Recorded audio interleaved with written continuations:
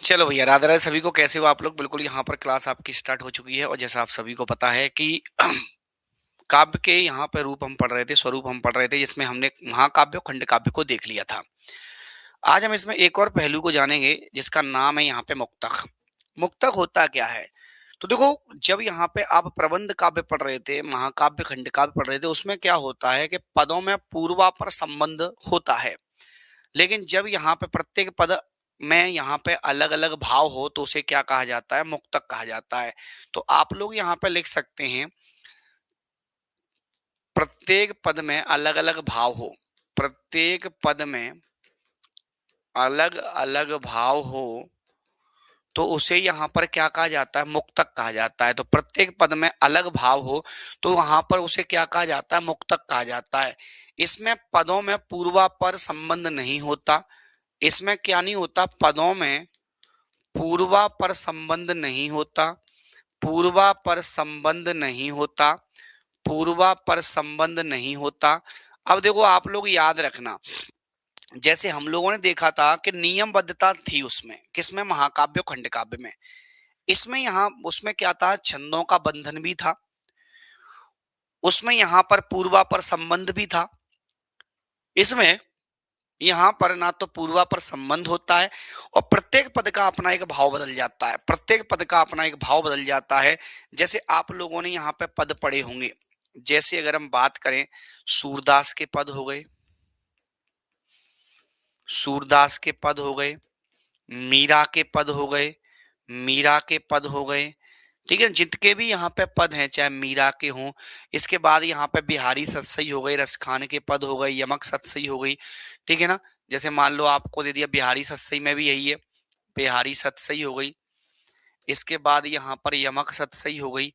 इसके बाद यहाँ पर याद रखना, यमक सतसई हो गई आपकी, यमक सतसई हो गई। रस खान के पद हो गए लाडलो, रस खान के पद हो गए आपके, रस खान के पद हो गए। ये सब इसी में आते हैं। घनानंद के पद हो गए, रहीम के पद हो गए।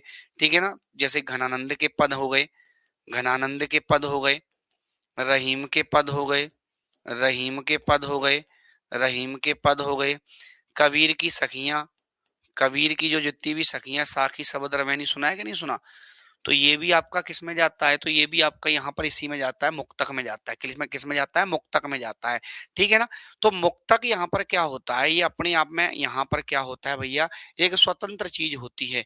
इसमें यहाँ पर ना तो यहाँ पर छंदों का कोई बंधन होता है, भावों का यहाँ पे अलग अलग पंक्ति में अलग अलग भाव मिल जाता है।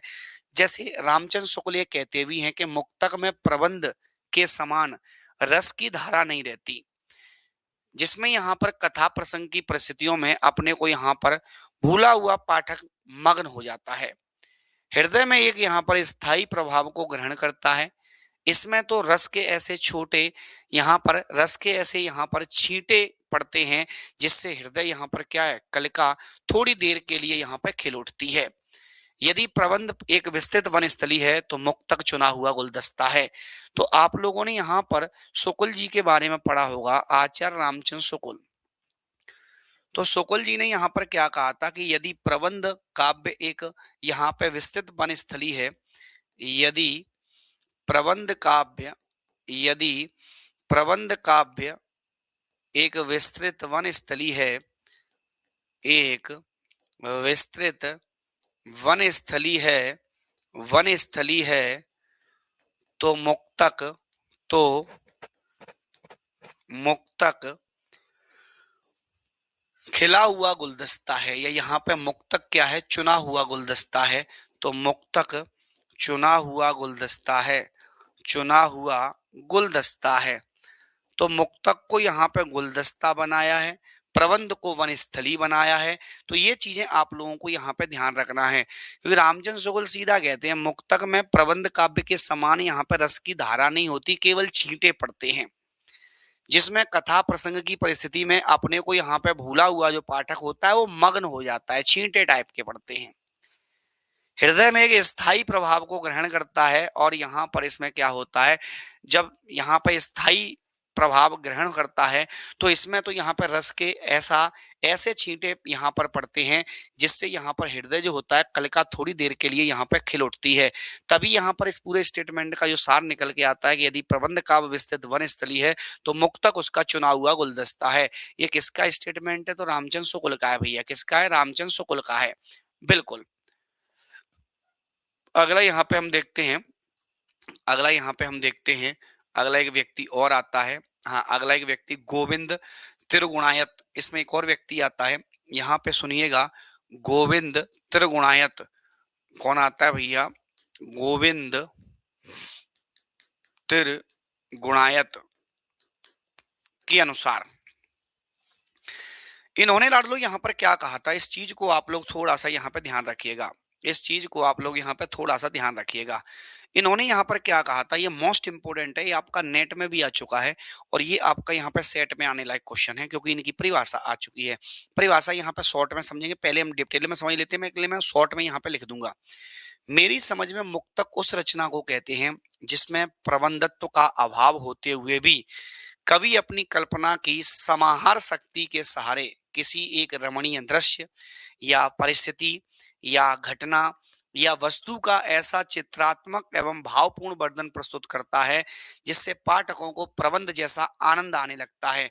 तो याद रखना, मेरी समझ से मतलब यहाँ पे मुक्तक उस रचना को कहते हैं जिसमें प्रबंध का अभाव होते हुए भी, मतलब यहाँ पे जिसमें प्रबंध का अभाव होते हुए भी प्रबंध का अभाव होते हुए भी अभाव होते हुए भी जो कवि है, जो कवि अपनी कल्पना से, कवि अपनी कल्पना की यहाँ पे शक्ति से, अपनी कल्पना की शक्ति से, कल्पना की शक्ति से, कल्पना की शक्ति से क्या करता है भैया? पाठकों को प्रबंध जैसा आनंद यहाँ पे महसूस कराता है। तो पाठकों को प्रबंध जैसा आनंद, प्रबंध जैसा आनंद महसूस कराता है, आनंद कराता है। तो याद रखना ये वाला स्टेटमेंट किसका है? कल्पना के माध्यम से पाठकों को आनंदित करना, जिसमें प्रबंध का अभाव हो उसके बाद भी पाठकों को आनंदित करना, ये यहाँ पर गोविंद त्रिगुणात्म गुणायत का यहाँ पर स्टेटमेंट आता है। अब देखो यहाँ पर इसके भी क्या है, इसके भी भेद होते हैं। क्या होते हैं लाडलो? इसके भी यहाँ पर भेद होते हैं। आप लोगों ने यहाँ पे पढ़ा होगा, भेद को और पढ़ लो। मुक्तक में बस यही इंपोर्टेंट है। मुक्तक का मतलब क्या होता है? इसमें सर्गों का बंधन नहीं होता, इसमें छंदों का यहाँ पे कोई बंधन नहीं होता, इसमें नियमबद्धता नहीं होती, इसमें पूर्वापर संबंध नहीं होता पदों का, इसमें यहाँ पर प्रत्येक पद का अलग भाव होता है। ठीक है, सूर के पद, मीरा के पद, बिहारी के यहाँ पर बिहारी सतसई, यमक सतसई हो गया, घनंद के पद हो गए आप लोगों के, रहीम के पद हो गए आप लोगों के, ये सब किस में जाते हैं? तो यहाँ पर ये सब मुक्तक में जाते हैं। रामचंद्र शुक्ल का कहना है कि जिस प्रकार प्रबंध काव्य एक विस्तृत वनस्थली है, तो यहाँ पे मुक्तक उसका चुना हुआ गुलदस्ता है। तो इसके बाद यहाँ पे त्रिगुणायत क्या कहते हैं? वो कहते हैं कि जब यहाँ पर इसमें प्रबंध का अभाव होते हुए भी पाठकों के हृदय में जो आनंद की भावना कल्पना के माध्यम से पैदा कर देता है, वो आपका यहाँ पे मुक्तक का कवि कहलाता है। तो मुक्तक किसको कहते हैं? प्रबंध का अभाव है फिर भी पाठकों को मजा आ रहा है। ठीक है ना? अब इसके बाद यहाँ पर याद रखना, जैसे हम बात करते हैं मुक्तक के भेद की भैया, मुक्तक के जहां पर भेद की बात होती है तो इसके कौन कौन से भेद होते हैं बेटा? सुनिएगा लाडलो, आप लोग यहाँ पे सुनिएगा। इसके जो भेद होते हैं उनके बारे में थोड़ा सा हम पढ़ लेते हैं। इसके जो भेद होते हैं उनके बारे में थोड़ा सा हम लोग पढ़ लेते हैं। देखना भैया, यहाँ पर इसके जो भेद होते हैं, इसके जो भेद होते हैं उनको यहाँ पर आप लोग थोड़ा सा ध्यान रखिएगा। ठीक है ना भैया? अब थोड़ा सा आप लोग यहाँ पे ध्यान रखोगे, मामला आपका क्लियर हो जाएगा, जैसे आप लोग यहाँ पे समझने का प्रयास करोगे। ठीक है ना? बहुत बढ़िया। अब आपको इसके भेद दिए गए हैं लाडलो। इसके जो भेद दिए गए हैं उस भेदों में यहाँ पे सबसे पहले कौन सा भेद आता है लाडलो? मुक्तक का सबसे पहला भेद आता है, जैसे मुक्तक, सबसे पहला भेद मुक्तक हो गया। इसके बाद यहाँ पर दूसरा भेद कौन सा आता है लाडलो? तो दूसरा भेद इसमें आता है कोश आता है। कौन सा आता है? कोश आता है। ठीक है ना? इसके बाद यहाँ पर याद रखना तीसरा भेद कौन सा आता है? तो यहाँ पे संदानिक आता है। क्या आता है भैया? संदानिक आता है। कौन सा आता है भैया? तो तीसरा आता है संदानिक। इसके बाद यहाँ पर एक चौथा भेद भी आता है जिसे आपकी भाषा में विशेषक कहा जाता है। तो चौथा जो भेद होता है वो कौन सा होता है लाडलो? विशेषक। विशेषक। इसके बाद यहाँ पर एक पांचवा भेद भी आता है जिसे आपकी भाषा में संहिता कहा जाता है। क्या कहा जाता है भैया? संहिता कहा जाता है, संहिता कहा जाता है। इसके बाद अगला जो भेद आता है उसे यहाँ पे आपकी भाषा में कुलक कहा जाता है। क्या कहा जाता है लाडलो? तो उसे यहाँ पर कुलक कहा जाता है, कुलक कहा जाता है। इसके बाद कुलक के बाद एक और चीज आती है, संघात आता है। क्या आता है भैया? संघात आता है। तो इसके बाद यहाँ पर क्या आता है भैया? संघात आता है। क्या आता है? संघात।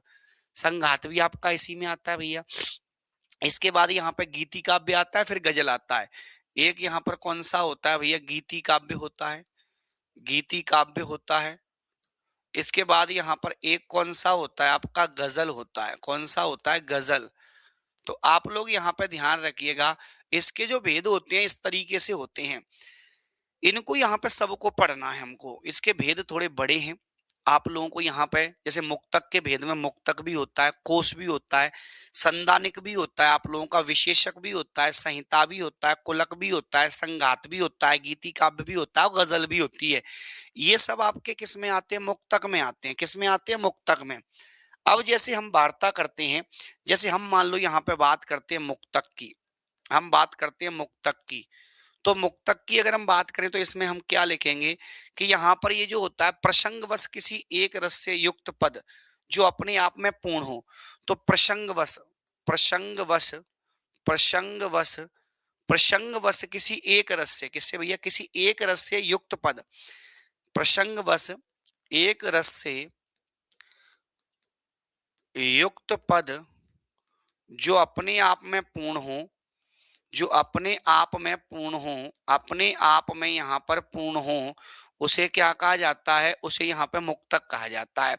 आपने देखा होगा कुछ आप पंक्तियां पढ़ते हैं तो चार पंक्तियों में अलग अलग चार रस मिल जाते हैं, चारों पंक्तियों में अलग अलग चार भाव मिल जाते हैं। तो अलग अलग पंक्तियों में अलग अलग भाव का होना ही मुक्तक कहलाता है।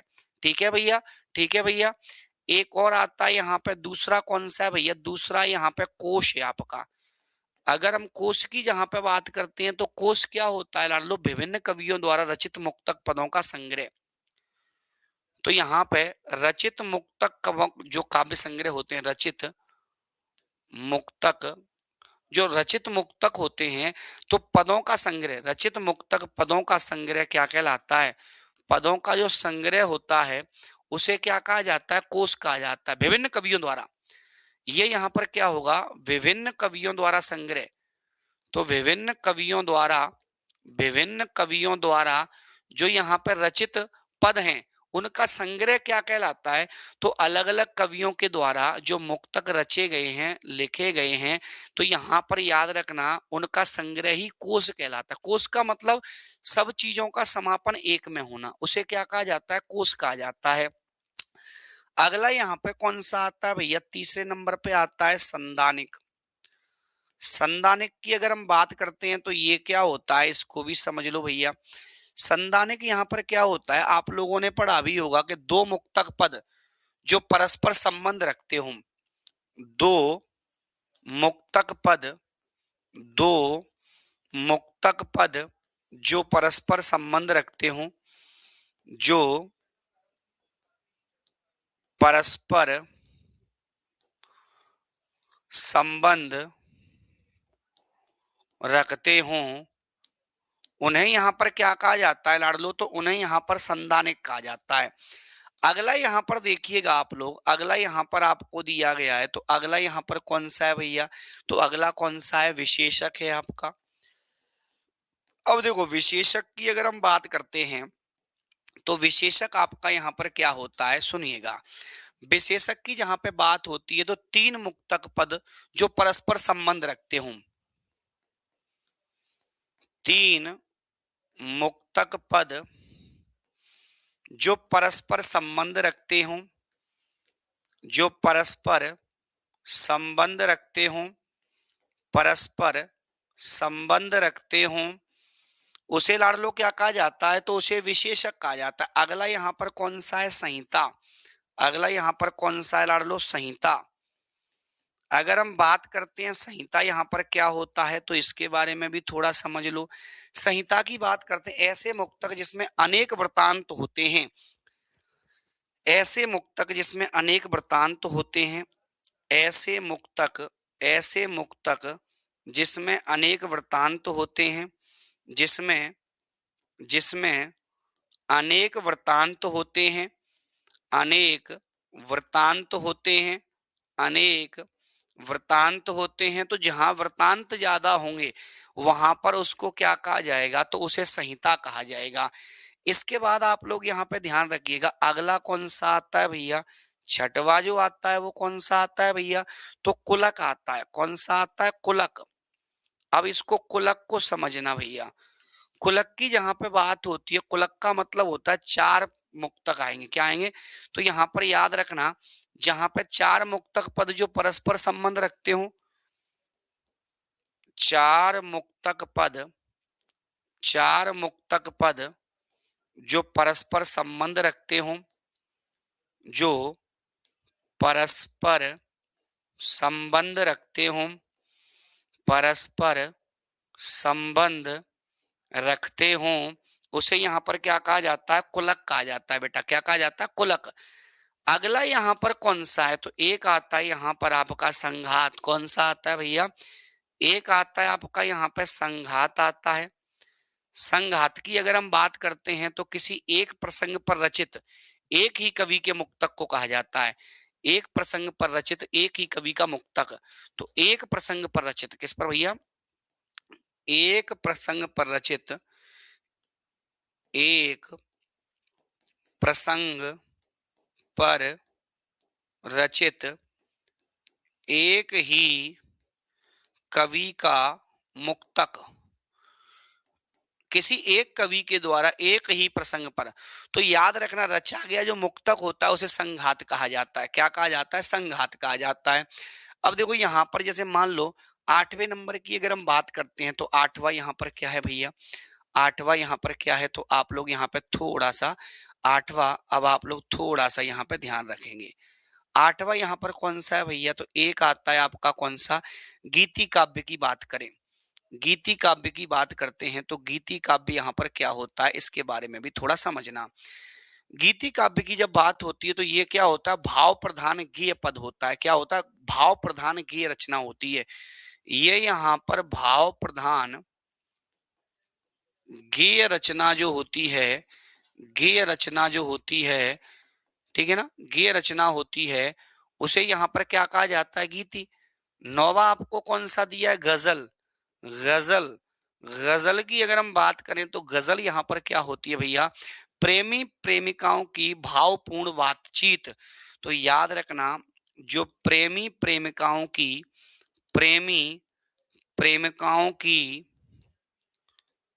भावपूर्ण बातचीत, भावपूर्ण बातचीत ही, बातचीत ही गजल है भैया।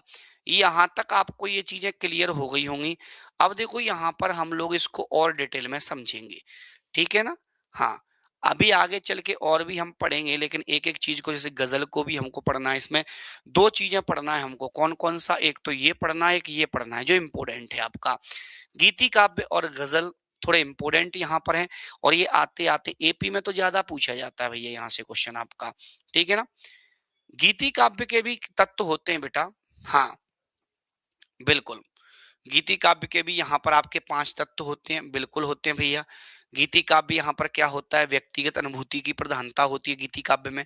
गीति काव्य का संबंध बुद्धि से ना होकर हृदय से होता है। गीति काव्य में भाव आवेश की प्रबलता होती है। गीति काव्य में गीयता और संगीतात्मक शैली का प्रयोग होता है। गीति काव्य में भाषा सरल और कोमल और मधुर होती है। गीति काव्य में संक्षिप्तता का गुण पाया जाता है। ये सब गीति काव्य के अंतर्गत हम लोग पढ़ने वाले हैं, बिल्कुल भैया। गीति का मतलब लिरिक होता है। इसको आपकी भाषा में क्या कहा जाता है, इसको लिरिक भी कहा जाता है, बोलते हैं लिरिक्स। इसको अंग्रेजी नाम इसका लिरिक होता है। गीति काव्य का मूल आधार भाव है। यह भाव किसी प्रेरणा के कारण गीत के रूप में फूट पड़ता है। जैसे आपके अंदर कोई मोटिवेशन आई और फिर आपने उसी को गाना बना दिया, आपने उसी को गा दिया, आपने उसको पदों में बांट दिया। गीति काव्य की रचना उसी समय होती है जब भाव धनीभूत होकर आवेश के साथ काव्य उचित भाषा में यहाँ पे अभिव्यक्त होता है। आपके अंदर यहाँ पे एक आवेश आ रहा है, आपके अंदर एक अंदर से कसक भरी हुई है, वो बाहर निकलना चाह रही है। तो जब आप यहाँ पे गीत के रूप में उसको फोड़ देते हो तो वही आपका क्या कहलाता है, गीति काव्य कहलाता है। ये बताइएगा चीजें क्लियर हुई हैं नहीं लाडलो? थम्स अप करके बता दो भैया, थम्स अप करके बता दो। गजल के बारे में थोड़ा मैं और बातचीत कर लेता हूँ, गजल के बारे में थोड़ा और बातचीत कर लेता हूँ। गजल आप लोगों ने पढ़े होंगे भैया, गजल के भेद भी होते हैं, गजल के भेद भी होते हैं। गजल के यहाँ पे 6 भेद होते हैं बेटा, गजल के बेटा 6 भेद होते हैं, ठीक है ना? हाँ, जोड़ देंगे भैया ग्रुप में। गजल यहाँ पर क्या है बेटा, अरबी भाषा का शब्द है, पहली बात। गजल जो है वो यहाँ पे अरबी भाषा का शब्द है जिसका अर्थ होता है कि प्रेमिका से बातचीत करना।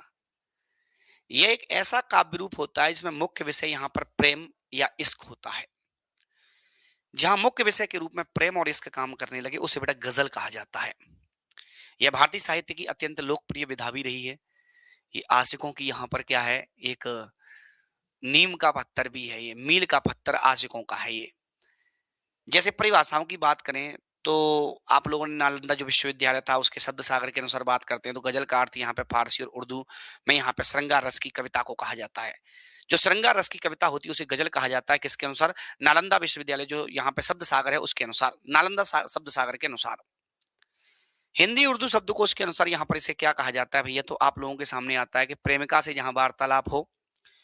उर्दू फारसी कविता का यहाँ पर एक विशेष प्रकार होता है, बिल्कुल भैया, जिसमें 5 से 11 तक यहाँ पे शेर होते हैं, जो बोलते नहीं है शेर, 5 से 11 तक, 5 से 11 तक यहाँ पर एक शेर हो जाए भैया, एक शेर हो जाए भैया।